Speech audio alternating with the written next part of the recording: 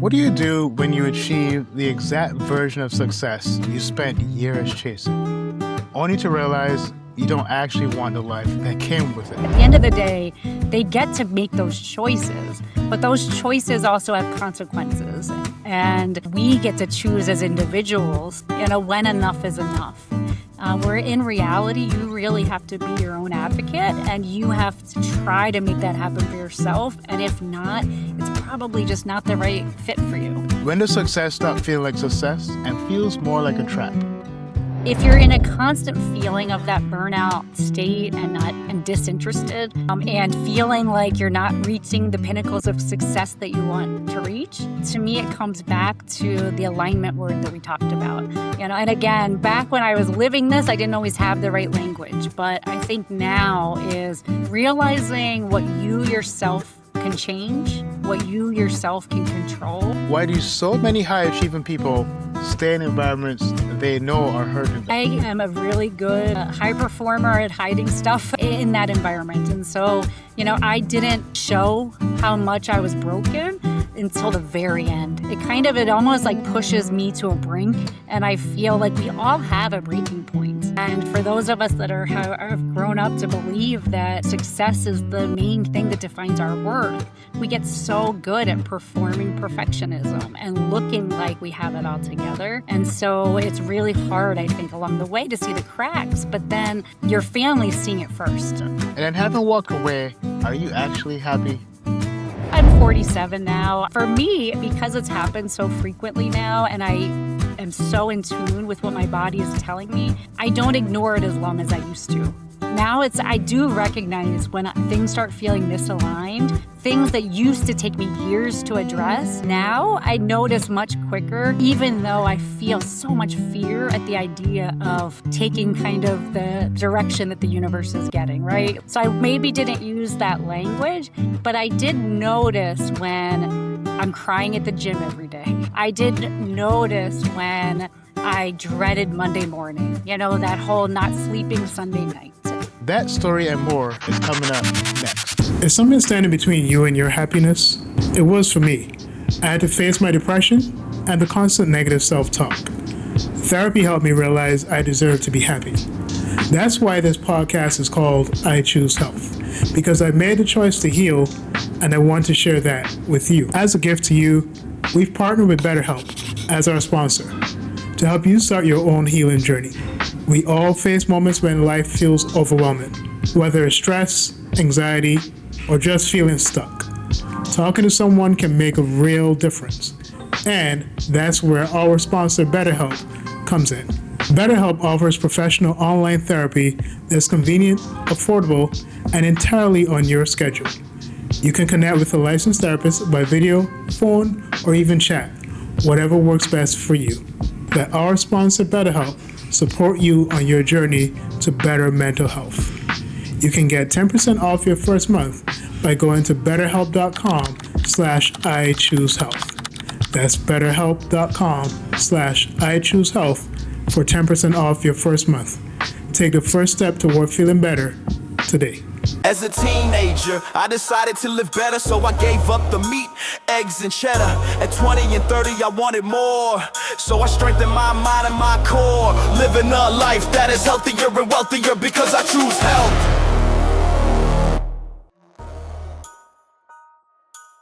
Our guest today once told her co-workers she wasn't leaving corporate America until she became a director and flew on the corporate jet. She did both. But after 21 years in corporate America, she found herself burnt out, deeply unfulfilled, and surrounded by a culture of heavy drinking and toxicity. So how do you recognize when the life you've worked so hard to build is no longer the life you want? How does unresolved trauma show up in our careers, relationships, and ambition? Why can walking away from success sometimes be harder than achieving it? And once you finally leave, how do you figure out who you're becoming next? Today, she helps people work through trauma and burnout so they can stop simply surviving their lives and begin creating lives they actually want to live. Her community is called Becoming is Messy. And today, we're talking about what happens when getting everything you thought you wanted becomes the beginning of an entirely different journey. Meghann Dawson, welcome to the I Choose Health podcast. Thank you, Stefan. I am excited to be here. We have so much good stuff to talk about today. Definitely, definitely. And you once told your coworkers that you weren't leaving corporate America until you became a director and flew on the corporate jet. Where did that definition of success come from? So it was a little bit in jest, I will add. It was early on at my second phase of my corporate career. I had already done 13 years at another company, kind of rose through the ranks, and was probably on my second or third year at my next company. And that was just kind of the joke around the space was that was a sign of making it there. That was really that kind of performative nature. And wow, like when people do those things, it means you made it. And I was asked by a manager at the time, well, what do you see? Where do you see your career going here? And I made that joke. I said, well, I know I've made it once I become a director and have ridden the private jet. Well, I think it was very premonition like because as soon as those things happened, very quickly, mindset at work just tanked. It was kind of like the universe was like, hey, you said once you did these things that you're done here. And then I did. And it was kind of like the universe just like came swirling in. And it was like all of a sudden, everything in my work life just started being not aligned with who I was as a person and who I was growing into. And it very much got loud and clear that it was, in fact, time to move on. So you actually did it, but what did it feel like the first time you realized I got exactly what I wanted and then I'm still not happy? It's one of those feelings of course not. It's kind of like I feel like I'm 47 now. It wasn't my first rodeo. I've lived those moments before where, when it's like, wow, when I get married, then I'll be happy. Well, then I found myself divorced years later and wow, now I've arrived. And then it's like it's very cyclical. But you think almost that you've overcome that. You think like, wow, I've cracked life. I'm now not living that performative nature. I'm following my inner voice. And then all of a sudden you find that happening again. And I think that it's just that recognition of, all right, here we go again. I hear you, universe. For me, because it's happened so frequently now and I am so in tune with what my body is telling me, I don't ignore it as long as I used to. Now I do recognize when things start feeling misaligned, things that used to take me years to address. Now I notice much quicker, even though I feel so much fear at the idea of taking kind of the direction that the universe is getting, right? Leaving behind a job that gives you financial security is certainly not an easy ask for the universe to make. However, I just know what living in misalignment does to my health and my body and my mind and my relationships. And so it's now gotten a little bit easier than it was in my 20s, per se. I think you used a very interesting word when you say misalignment. Do you feel like that word was in your view when, you accomplished everything that you did? No, I don't think so. I feel like alignment has really been in this current season, I would say. So the last 2 years has really been this next phase. And so I would say after leaving the job. So I maybe didn't use that language, but I did notice when I'm crying at the gym every day. I did notice when I dreaded Monday morning, that whole not sleeping Sunday night. It's like I knew the signs of things being off. I knew what it felt like all of a sudden to my essence not being valued at work, like that's things that I'm good at. Slowly, people trying to manage me out of me. It's like I could notice those things, but it really was the healing after the fact, after that season, where I really dove into spirituality and body work, where I gained the language of alignment and could then give that label backwards. Now, when you look back, were you pursuing something you genuinely wanted or something you thought would prove your worth? I would say both of those. I think it's what I thought I wanted. I think that I very much grew up with this vision of success. And in my world, success was climbing the corporate ladder. Success was director, then vice president. It was then going to the C-suite. It was just kind of following that trajectory was my narrow vision of success. And so in my world, I was checking off the boxes, and I had been doing that my whole life. I had been valedictorian in 8th grade, top 10 in my high school class. It was all about my performance and how I was graded. And in my view, I just grew up with that definition of what success was, and that was it. I want you to dive a little bit into what it was like, working in corporate America for as long as you did, for 21 years. I want you to also dive into one, why you stayed as long as you did, but then also, as a woman within corporate America, I've been noticing that there's been a trend now of women starting to state that they want to kind of go back to that state of living where they're kind of like at home, they're, things are a little bit more comfortable, and kind of allowing their partners to provide for them. So what was that experience like, because of course, you don't survive corporate America for that long without really having that energy and that tenacity to keep going like that. So what toll did that have on you as a woman within corporate America? In my first part of my career, I was working at a trade association for credit unions, and I believed so much. I still believe so much in the mission of credit unions. People helping people.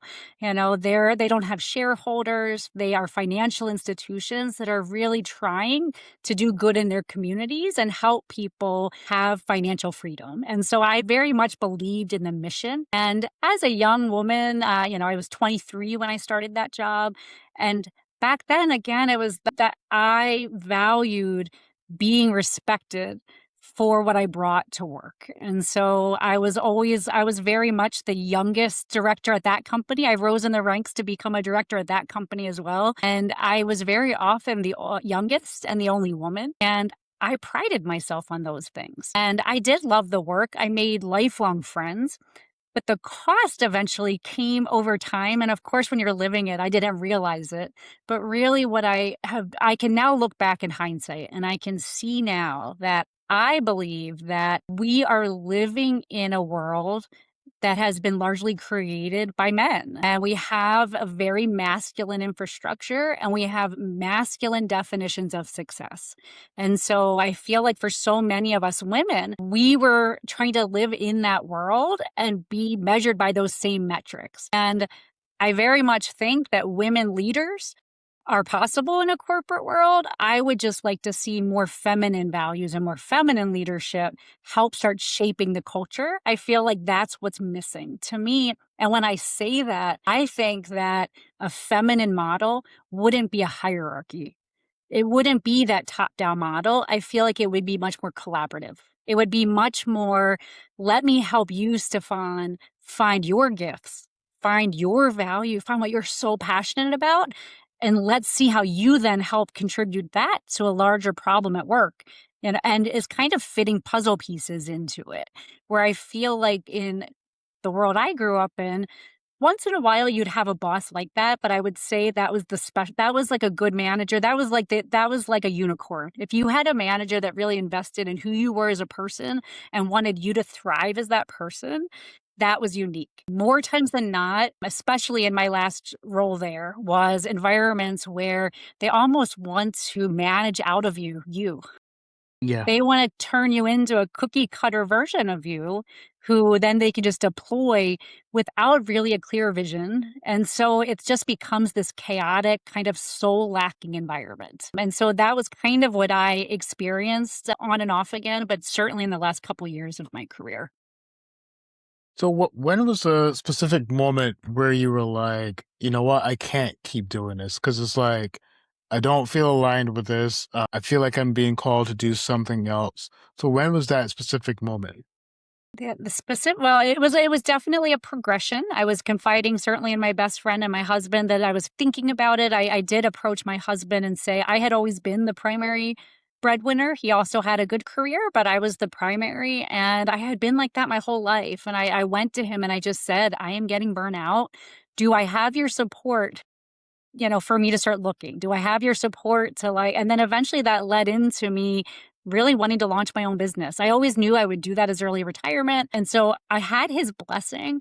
But with the work side, I was still kind of letting it kind of transpire. And then multiple things happened. The company went through multiple reorgs. I had multiple boss changes within a short amount of time. And the final straw was when they put me under somebody that I didn't respect. It was somebody that, in order to save their job, they gave them kind of people under them all of a sudden. And so I went from being one person away from the CEO to now 6 people. And so it just was kind of the final straw for me. And instead of walking away, I actually went to my prior manager and was honest. And I just said, I kind of did a little bit of airing of grievances. And I said, these are all the things since joining the team. These are all the ways you guys have kept me small and held me back, and then punished me for not meeting my deliverables when you're actually creating an environment that holds me back from doing so. And so it became kind of we'll fix it, let us look into it. And essentially, long story short, eventually they came back to me and said, well, can you just deal? Can you just deal with that as it is? And eventually we agreed to mutual severance. And so it became a blessing because I advocated for myself. I do believe they realized that I had some valid points, but at the end of the day, they weren't going to change their culture, and it was time to move on. Yeah. And it's interesting because, I think the thought of advocating for yourself can be so scary at certain moments, but then Yeah. when you actually do it, there's something that's liberating about it. Yeah, I say this about everything in life. Most of my work is actually much more holistic on a human, not just professional. And a big turning point, I have a chronic trauma background, and in my own healing, the turning point for me, a huge one, was when I started vocalizing the things in my past that gave me the most shame. When I started speaking truth to the things that hurt my soul. And so I feel like once you speak your darkest truths, the things that you think, if anybody knew this about me, nobody would ever love me. Once you speak those things, being able to voice concerns like this, it's not easy, but it's doable. And to me, this is the only way I know how to live now, is I can't sit with injustice. I wish I had a bigger voice to speak to all injustices, but at least in my own world, in my family, and if I'm experiencing it, I can't stay quiet. So you mentioned that you described being surrounded by heavy drinking. How normalized was alcohol in the corporate culture that you were a part of? Yeah, I mean, it was really networks, traveling, and networking receptions. And I grew up in this world, a world very similar to this. And in my 20s, that was for me, it felt like a healthy environment. It felt like an extension of college. It felt like camaraderie and building friendships. It just got to the point where in my 40s, as somebody that has struggled with alcohol throughout my life, it just became one of those things that very much was misaligned. It's kind of like, for me personally, as then, it's kind of like in this environment for 2 years, I essentially felt beat up. For 2 years, I felt like who I was wasn't enough.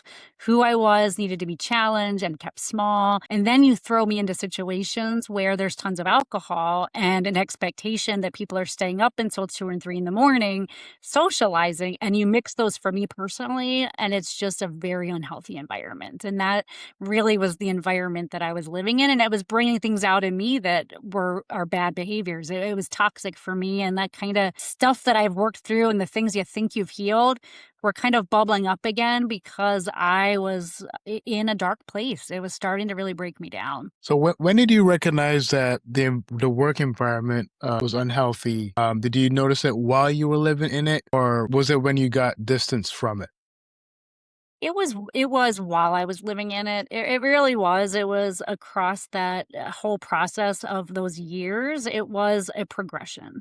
It was, at first, it was just going back and me doing some dumb things. I'm doing some, getting myself in situations where there's some flirtations with married people, and I'm married, yeah, and having to go to my husband and tell him that that hadn't happened in in our whole marriage. It's just kind of like I started recognizing in myself that breakdown that I know had happened in my past, but hadn't happened again in my kind of more seasoned adulthood. And so I kind of saw it and tried to contain it and then tried to change my, environment with work, tried to be honest, tried to kind of ask for help in ways. I went to different levels of the organization to ask for help because I felt so abused. And it just was then a progressive kind of thing. So little by little, I would say, but I was noticing for months that the environment was not healthy for me. Now, what did that burnout actually look like for you?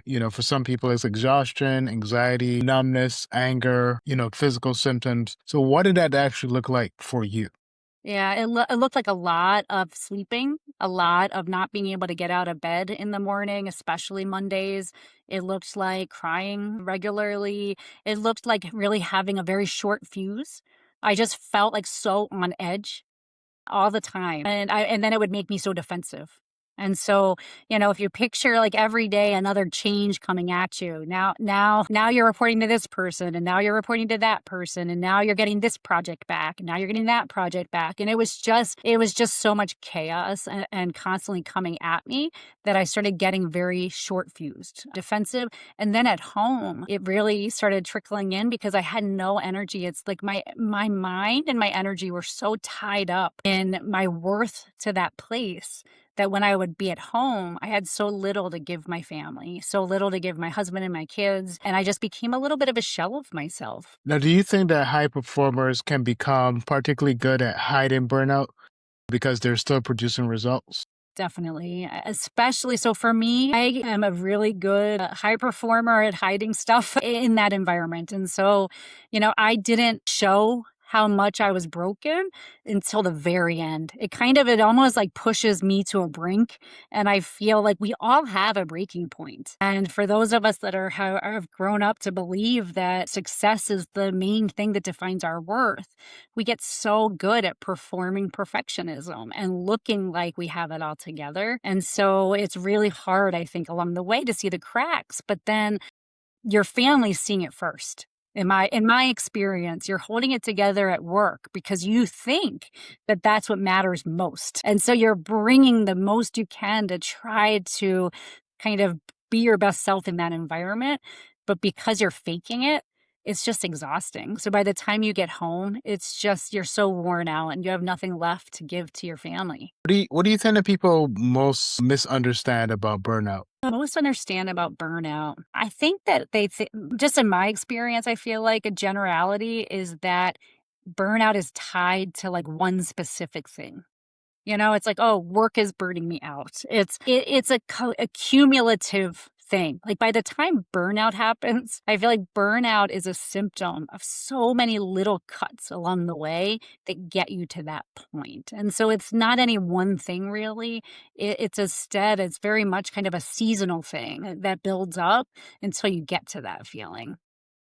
It's interesting because, I think people tend to also think that burnout in the workplace is linked to necessarily high success, but it could also be connected to maybe like a feeling of low success as well, right? Definitely. Yeah, that's true. Because I'll say this as a personal trainer that I've been a personal trainer now for 6 years, and I've been pretty successful, but and when I say successful, I mean in terms of the results that I've gotten from clients. But there's this feeling of burnout when things like, and I love all the clients that I work with, well, majority of clients that I work with, but, when you have that client that starts to, cancel consistently, or communication has gotten worse, or, things just seem to change at a corporate level with managers and expectations. And so it just at some point becomes a lot, and you start questioning, like, do I even want to really do this anymore?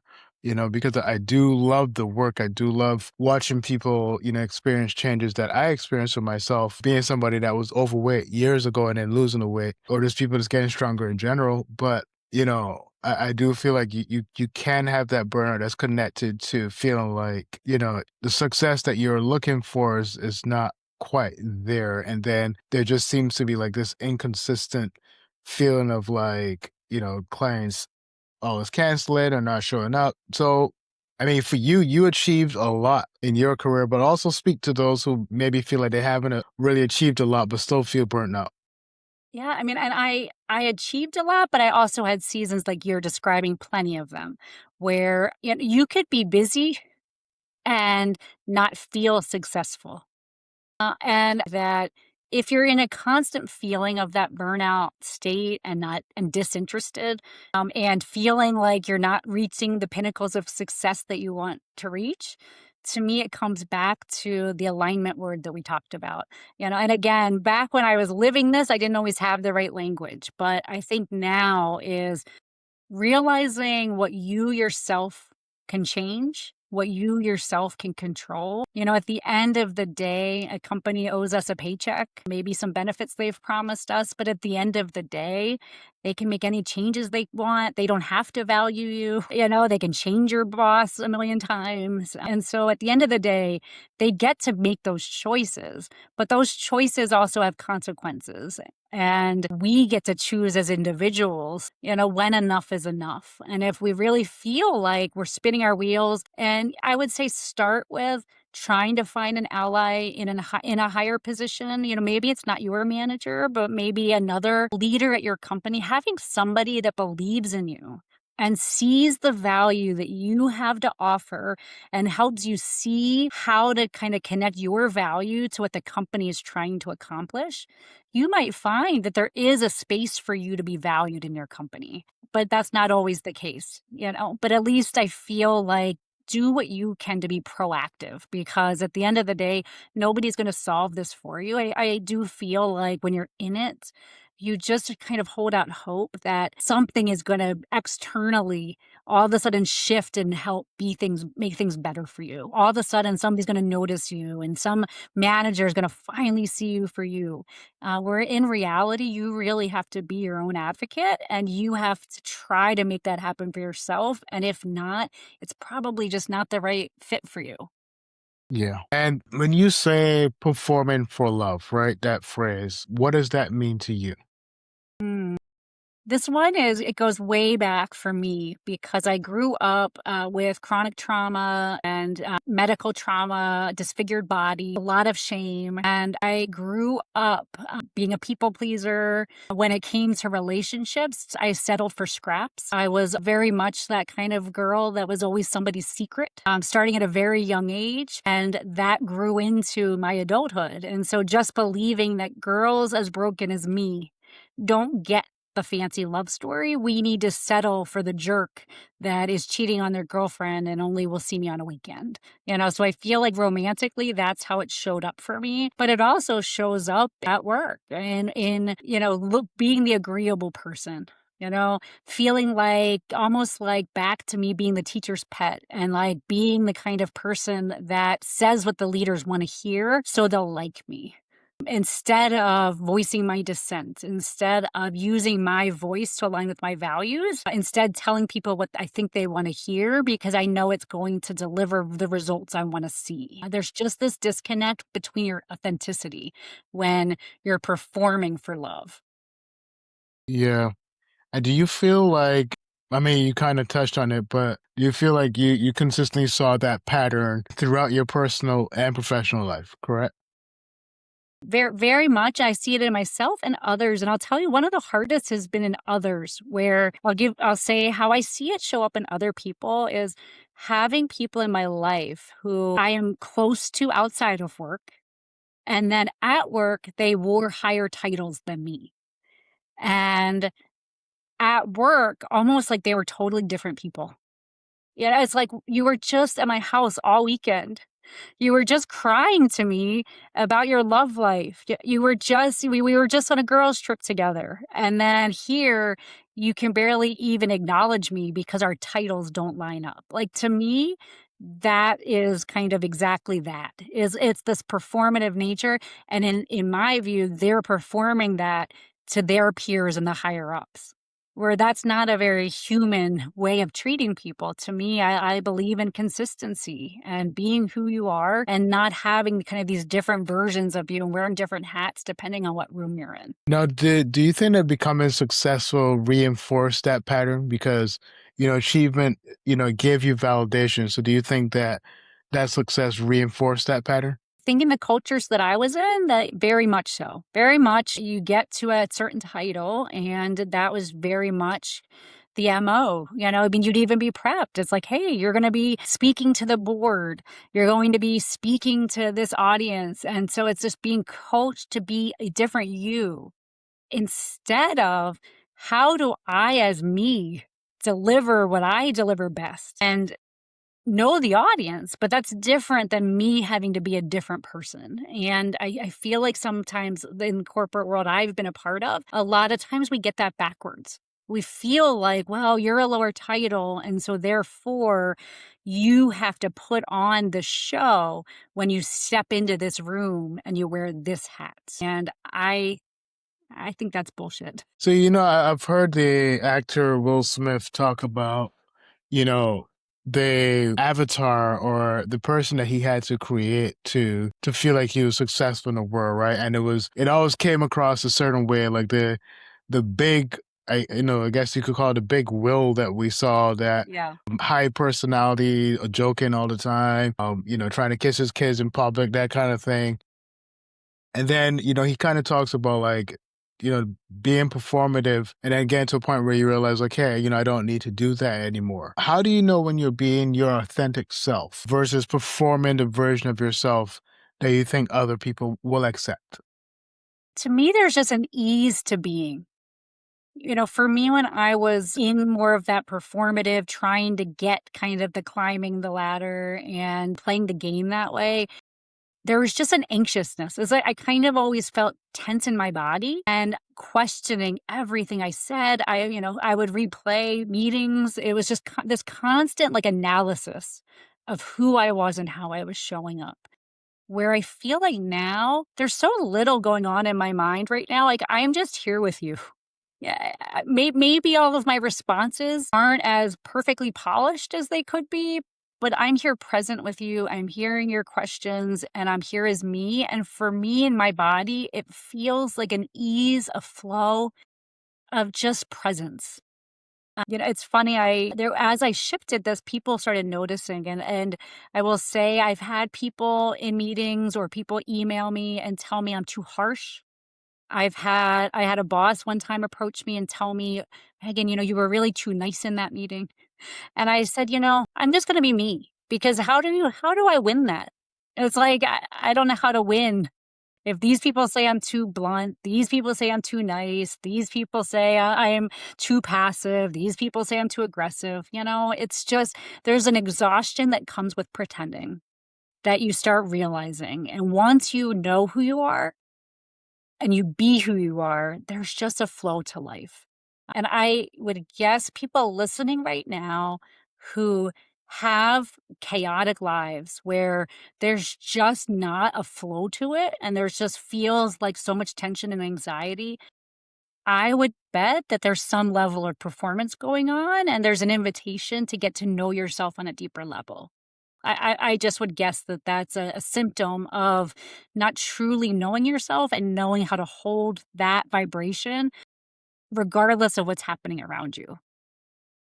Yeah, and I think that's correct. And, I wonder for the person who is in a relationship, whether that is a working relationship or a romantic relationship, for that person right now that feels like they have to be less of themselves or they have to disappear in order to keep this person or keep this job, what would you say to them for them to start to really embrace their authentic self? Deeply that there's a place for you in this world. There are people for you in this world.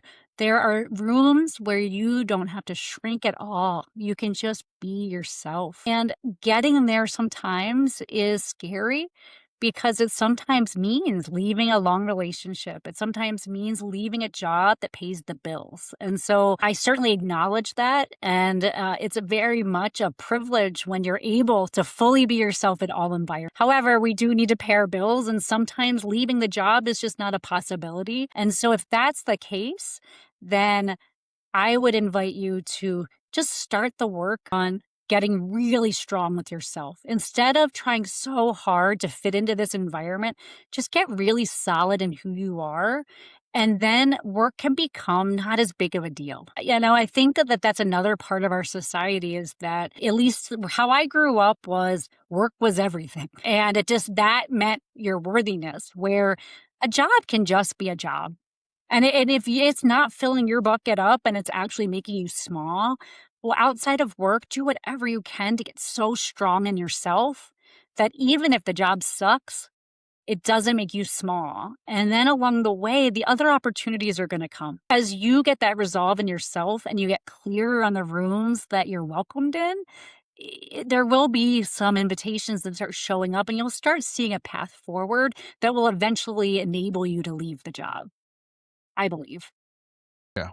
No, I think you're right. And, even looking at and looking a little bit more closely at like personal and romantic relationships, because, relationships are obviously complicated, but do you feel like it's possible to still love someone and still recognize that the relationship is kind of keeping you from becoming who you're supposed to be, right? Because, when you're around this person, you don't feel comfortable, you don't feel like you're your most authentic self.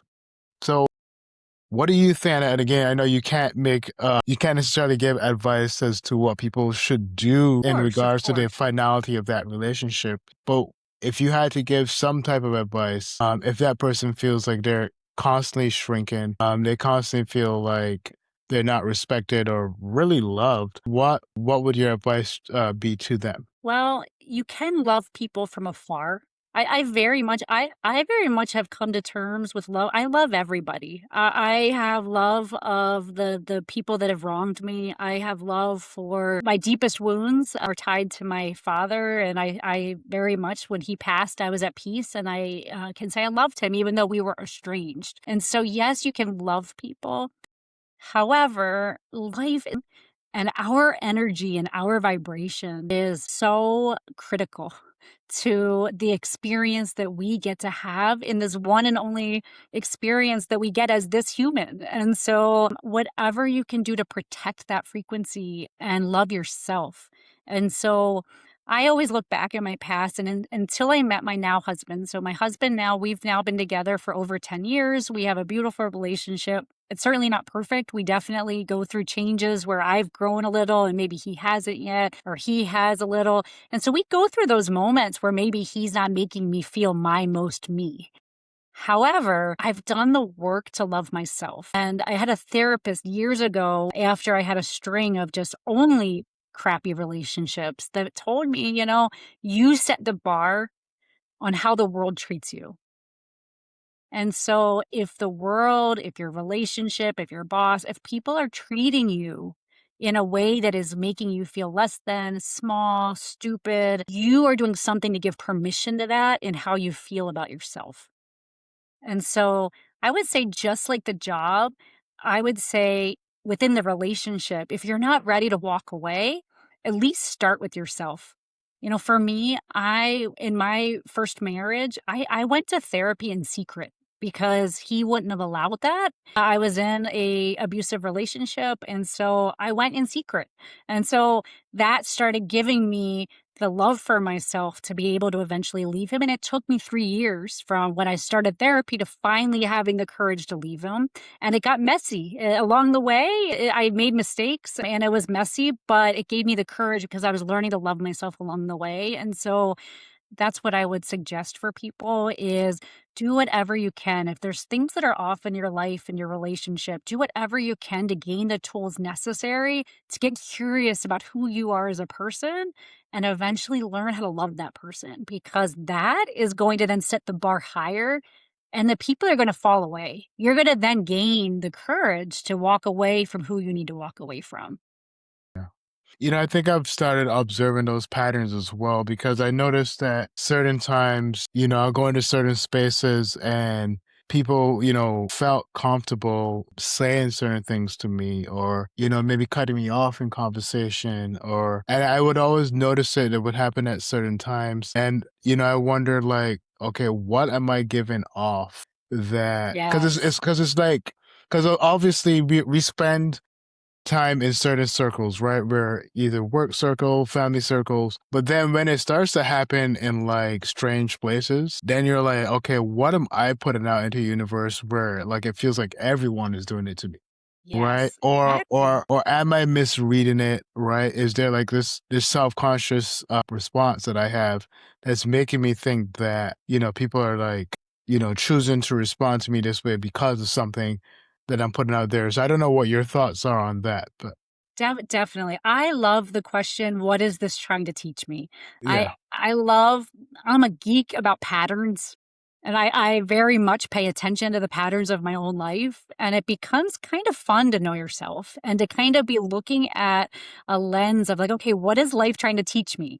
And you start seeing those things and you can look at yourself through a lens of curiosity and wonder and not shame, and you could be looking at the exact same behavior. It's kind of like, hey, all these people are treating you like this. Old me might have been like, gosh, I've only dated assholes. Well, that's not true. Like, I feel like they weren't all bad people. I was doing something to contribute, that I was the common thread. And so I was able to look back at that with a lens of compassion. And I teach something in my framework that is examine your past as an observer, a compassionate one. And so this was born out of seeing my kids at ages like what of doing like the ages where I did the things that gave me the most shame. And then I would see them at those age and I was like, oh my gosh, like made me want to hug my old self, because I was like, wow, how could I have been so harsh on me judging something that I did when I was 10? It's crazy. And so apply that to adult you too, and look at yourself through a compassionate lens. And that allows you to get the lessons out of life and grow yourself and help control making yourself more fulfilled instead of expecting everybody else to treat you exactly how you think you want to be treated. Yeah. I often think, because I know that the average person, obviously, I don't think they go out of their way to be mean or offensive, No. but it's like, and I've talked about this, and I've been vulnerable about this on the podcast, about they are oftentimes they're able to use a lot of negative, self-talk, right? And get into negative, I would say, periods where I'm saying this about myself, I'm saying that about myself, I'm going down into avenues where now I then get into ideation, right? And stuff like that. But do you think that to a certain extent that there's this like universal phenomenon that when people kind of pick up on maybe this kind of like deep self-hatred, that they kind of pile on, and maybe it's not intentional, but they kind of, treat you with that same disrespect? Because I've noticed that when I don't have that love for myself or treat myself with respect, that somehow like the rest of the universe figures it out and they're like, well, let's contribute to that too. I don't know if that's something that you've observed, but I don't know what your thoughts on that as well. Yes, definitely. I mean, to me, it's exactly why they always say that the narcissist always finds the empath. I feel like we all have tendencies in us, and we're like magnets. And I feel like we attract what we need. And if we have self hatred in us, think how deep that hole is, that we're just leaving, waiting for somebody to try to fill it however they want to fill it. And so, in our household and in my own beliefs, it's fill up your own cup first. You know, and you need to make sure you're whole when you're engaging the world. Hold us first. And so I think we were taught this backwards. We were taught growing up how to do all these things outside of ourselves, but we were never taught how to just be us, how to love us, how to be ourselves. And so having kind of practices that, so I have a framework that we've touched on a little bit, but it's basically like listening to your inner voice. Knowing your inner voice is first and foremost, because so many people are guided only by their inner critic. If you only have a voice in your head that is mean to you, you know, you are living in a state being controlled by your victimhood. And so there's work that needs to be done. That might need the help of a professional. It might need some energy work or body work or something outside of yourself. It's okay to ask for help, because sometimes those spirals need a partner to help you get through it. But you need to get to a place where your inner voice is like your hype person. it is like motivating you. It feels good. It's like cheering you on, you know? And if you don't have that, I think figuring out how to get that is such a big part of this. And then following it so you are aligned and you are a whole version of yourself. And then you're not leaving any gaps in yourself, inviting other people to take from you. Instead, you have overflow to be able to share. It's kind of like that's that abundant mindset. And that helps stop the world from getting to see you as the victim that you're kind of feeling like you are. Yeah, yeah. And it's something that I'm always like cautious of and just trying to pay attention to. And I'm like, okay, what am I putting out? And then two, because for me now it's at a different level, right? Because I only have one child, so now I think about, okay, what am I putting out to her, right? Because now Yes. I want her to see herself in a positive way and love herself. So now I have to be careful that I don't reveal to her a person that is okay with being treated a certain way or is okay with, kind of disappearing in the crowd when, each person has their relevance to the universe in some way. So, those are things I'm definitely more mindful of. Yeah, I mean, same. I have 2 daughters and a son, and I have very much have had that worry over the years, and just being authentic with them and honest about your feelings. And, they can see things that are not perfect human. They can see you, react in a moment or be triggered by something and get upset with somebody and get a little short tempered. They could see those things. But I feel like recovering from that and having a conversation, I feel like can be so good. Just kind of owning it, I think, is so healthy. And then also, we can admit love even when somebody is disrespecting us. We can hold a boundary in a loving way. And I feel like that's another thing that is something that I think all of us could practice more of is, gosh, how do I practice having my boundaries enforced, but also admitting love and showing them? And just because somebody is going to show up with crap to me, I'm not going to take that. Yeah, and I'm going to shut it down, but I don't have to put it back with. Yeah. And I wonder as well, were there behaviors that you once considered personality traits that you eventually realized were actually coping mechanisms? Oh gosh. Yeah, I think it was it's something called, I think, woo is the strengths finder's definition of it. But I feel like I used to think I was extroverted and I thought I was like this social butterfly. I thought that like I would go to reception and I would just go talk to everybody and I would just be on the whole time. And I thought I was extroverted. And really, that was me trying to fit into those environments and to have people like me. And so I very much have come to realize that I'm a high sensitive person. I'm kind of more in between introvert and extrovert. I don't love small talk. It was just kind of my way of fitting in an environment that I felt uncomfortable about. So it's kind of when I used to get anxious, I would be overly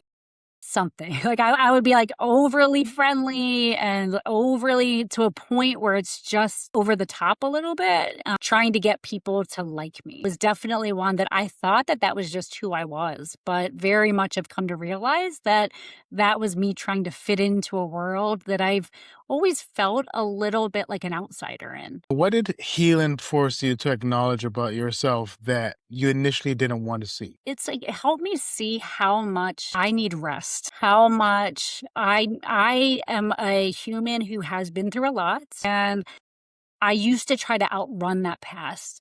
And even though I've healed it, it doesn't get rid of it. I have a body that has been through a lot of pain and trauma and abuse. And so I used to try to mask that, and now I own it. And so throughout my week, I do what my body tells me to do. I rest when it says to rest. I nap sometimes. Some nights I do very little. Other nights I'm in a creative flow and I stay up really late. It's kind of like I follow the rhythms of my own body and I've stopped trying to make my body do stuff when it's screaming at me to stop. And that's hard. We're in a hustle culture. And so I feel like honoring slower rhythms is hard. But I'm trying to influence as I go out and speak to the world is influence leaders, the leaders of tomorrow, we can design differently. And I feel like there's an opportunity to design leadership practices that are more holistic and allow you to honor your body's rhythms. And throughout the week, I get my work hours in, and it's at my own rhythms. And if my body's screaming at me no, then it's a no, and it's not going to happen right then.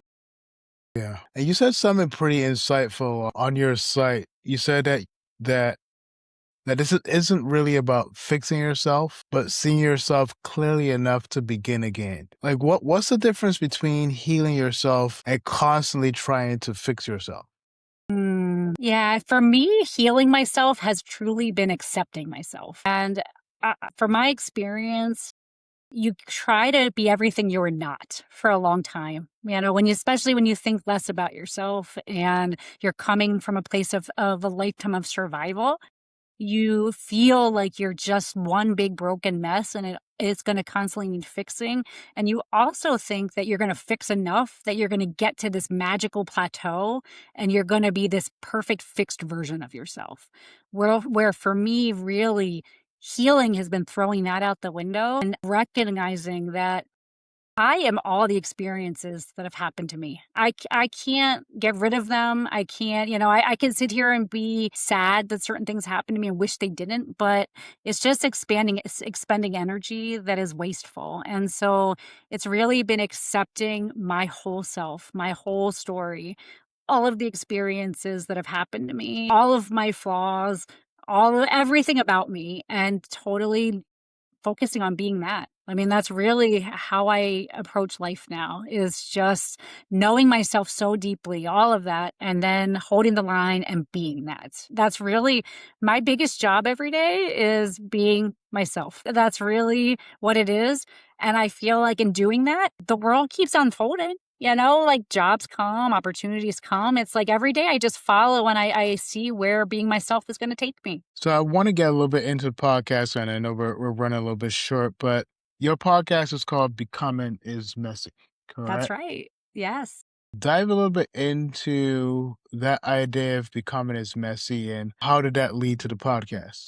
Yeah, so I believe that as a society we always celebrate the kind of rise to victory. We say we love an underdog story who then all of a sudden overcomes and crosses the finish line as the winner, but we never want to hear all of the messy stuff in the middle to get to that point. And in my own story, I very much felt that way. My biggest survival coping mechanism was perfectionism, but there was also heavy drinking and stuff with boys and men that were also my coping mechanisms. And they all equally played a role, yet one was celebrated and then the other ones I wasn't allowed to ever talk about because they're so shamed in our world. And for my own healing, I realized that those needed to be out in the air.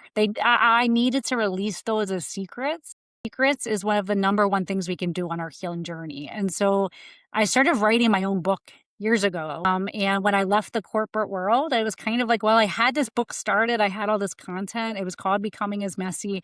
Why don't I just start out with the podcast? Because the book isn't ready to publish. And so I launched the podcast and I started out with my lessons from that journey. So kind of the framework that was born out of my own personal experiences are those first episodes in the podcast, and they lay out my framework. And then since I've had guests on, all variations of people who are on to share the truth of their story, to own it, and then share what that is teaching them. Because at the end of the day, I think for so many of us, our purpose resides in our wounds. But in order to get to that purpose, we need to look at the wounds. We need Yeah. to talk about them and share them and dig into them, rip the Band-Aid off and do it. And so that's really the goal of the podcast. It's funny that you said that about, writing a book and a podcast because I always figured that I would write the book first and Yeah. then the podcast. And then I realized that one, writing a book would take some time. Two, I probably wasn't getting as much time as I wanted to write a book, but I still could, create content. And then, I haven't really got into to writing a book. I have the concepts in mind. I have things that keep hitting my mind each and every day about what I want to include in the book. But I want to definitely get to a point where I can, create that disciplined lifestyle and to really just start writing it. And I think sometimes, we're always looking for a perfect moment to start something. And sometimes, just start, and it's interesting because we like to segment or separate so many things from our life. And like as a personal trainer, I see people who are afraid to try a particular exercise because again, their mind is telling them, well, that's too difficult, right? There's no way that I could do that. And I watch that fear in a lot of people's eyes each and every day, whether they're a older individual that hasn't worked out a lot, or they think, well, I don't look as strong as this guy, so it's not possible for me to get it done. And so in a certain sense, you kind of think like, I don't have all the things that I want in place right now, so maybe I can't approach that particular thing. But all these fears that we have, a lot of time they're not really founded in anything. So it's just important to just get started and just get the ball rolling. I couldn't agree more. For me, another part of this state of just being, I do have big visions for myself. So this is a little bit different than how I used to approach kind of goal setting. I feel like now it's more, I have my biggest vision is to help create the biggest ripple of love the world has ever seen through self-love. And so that's my vision. And so my life then is guided by that vision. And so me just being me in the moment is enough because my soul has that vision. And so it's kind of woo-woo. But when you have a clear vision and you love yourself, your body, your inner knowing, it just keeps on giving you the answers. You don't have to know how yet. It keeps on giving you. So, for me and you, our podcast came first. Our guts led us Yeah. to just wanted to get out there and talk and get the content out there, and then for me, my book's coming out in December. And so it's, it's the movement's there. It's just, you can't always see it all yet. And that's okay. As long as you love yourself and you have that vision, it's going to all unfold as it's meant to unfold. Well, Meghann, this has been wonderful. It was really good just getting to know you before the podcast episode and then also during the episode. And I'm also glad that I finally got it right. It's Meghann with two N's. That's right. Yes. But just, let our audience know, where they can work with you and find you if they're, if they want to do so. Yes, thank you. So you can go to MeghannDawson.com is the easiest one to reference. And again, two N's there. So MeghannDawson.com. Out there, you can sign up for the newsletter, learn about the book series. And so it's an Unperfect Life trilogy. First book, Becoming as Messy, will be out this December. I also run a company called the Unperfect Life Collective. And the Unperfect Life is the mission there is to help people define success on their terms. So, opposite of a perfect life is, I believe, is a life that we define perfect for ourselves. And so I do speaking and company cohorts and stuff like that. So there's some of that stuff for companies if people work somewhere and want to bring some of this work in. Otherwise, go check out the podcast, Becoming is Messy, on most streaming platforms. Meghann, thank you so much for being with us today and sharing your expertise and your story. And to my audience, thank you for tuning in. Again, this is Stefan, just reminding you that choosing health is about choosing power, possibility, and purpose. And please be sure to subscribe to our channel so that you'll be updated every time we drop an episode. And also follow us on Spotify, Apple Podcasts, and as well as Progressive Radio Network. Again, please enjoy the rest of your week, and I'm looking forward to seeing you next time.